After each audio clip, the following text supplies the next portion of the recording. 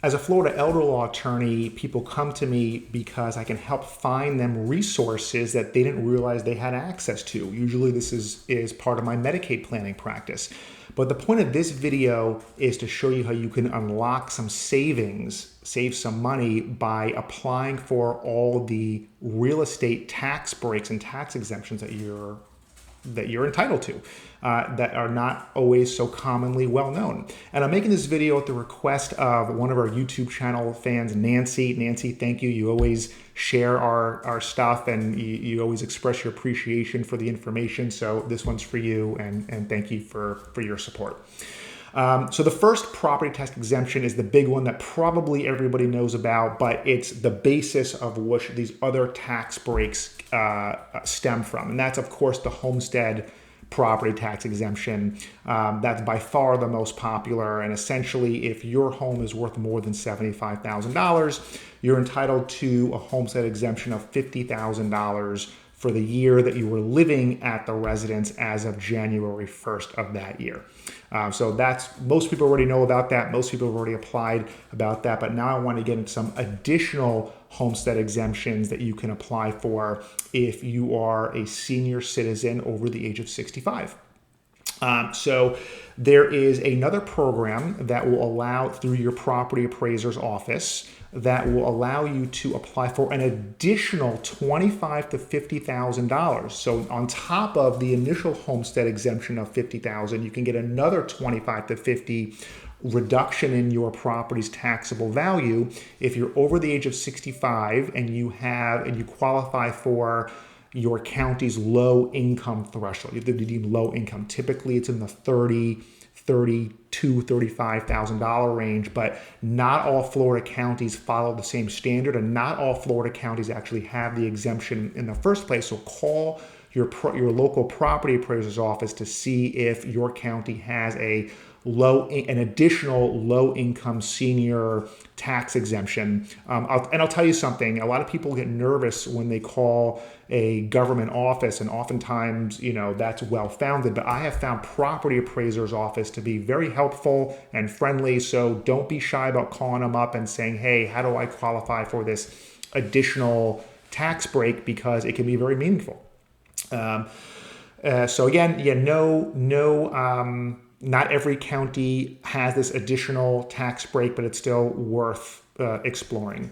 What will happen though, if your county is participating in the program, they're going to ask for the household income for everybody though. So it's not just you, the person applying, or maybe not even just the homeowner, but anyone living in that house.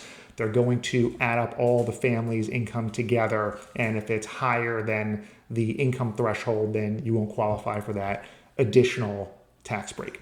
And you have to apply for this every year. You're going to be asked to prove your low income every year. So, someone gets a job in 1 year, maybe you lose this tax break. Another program that not a lot of people know about is there's a homestead assessment reduction if you build a living quarters for parents or grandparents. So essentially, if you, this is for folks who, it's the idea is, let's keep our loved ones out of an assisted living facility or out of a nursing home. And if you build an addition to your house and you have it properly permitted and you engage in extensive renovations to provide living quarters for your parent or grandparent who has at least, they have to be at least 62 years old. They don't have to be 65 necessarily, at least 62.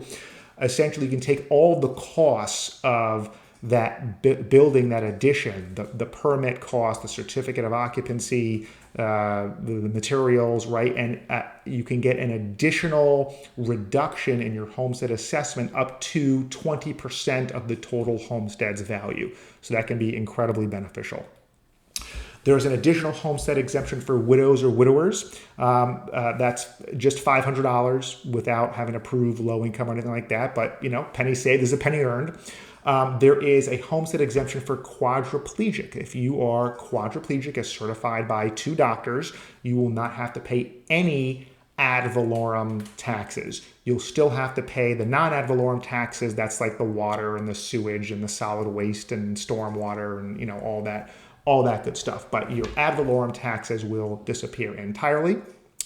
There is a separate homestead exemption if you are paraplegic hemiplegic or totally and permanently disabled.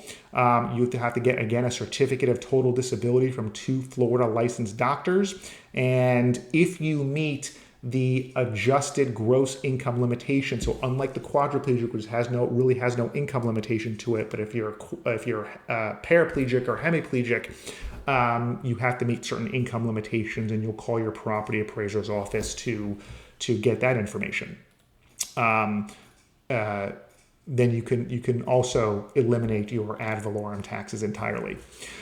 There is a separate additional homestead exemption for those who are blind or totally disabled. That would be an additional $500 without having to look into your income. So if your income's too high, you can still get the additional $500 reduction in your homestead's taxable value, which is nice.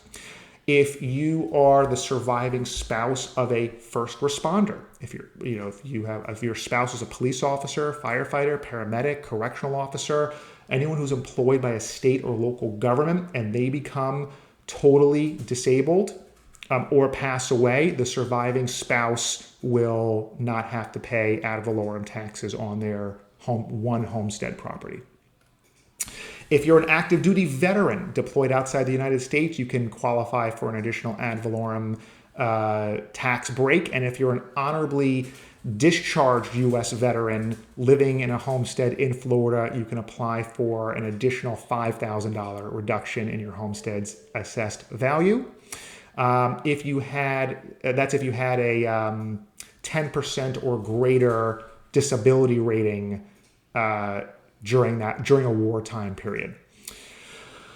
If you're a veteran who's over the age of 65, disabled during a wartime period, you can have the taxable value of your real estate go down by the same percentage of your disability rating. So if you have a 75% disability rating, you can knock off 75% of the taxable value of your house, even if it's over that value is over $5,000. So, and if you are the veteran, or I should say the surviving spouse of a veteran who's honorably discharged and has passed away or totally disabled, you can also apply to receive a total ad valorem tax break.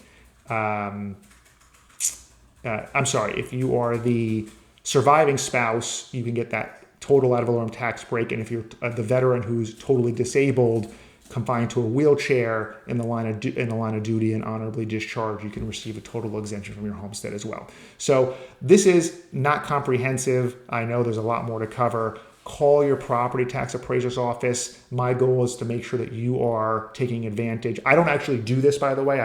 Please don't call my office. We don't apply for homestead breaks, but call your property appraiser's office and make sure they get you the right paperwork. In fact, I'm going to link to an article that I wrote that will link to the paperwork that you need to file with your property appraiser's office, and go get as much tax savings as you can, because I know you're going to put that money to good use, and like they say, a penny saved is a penny earned, and you can put towards additional care and improving the quality of your life. And that's really what we're all about here.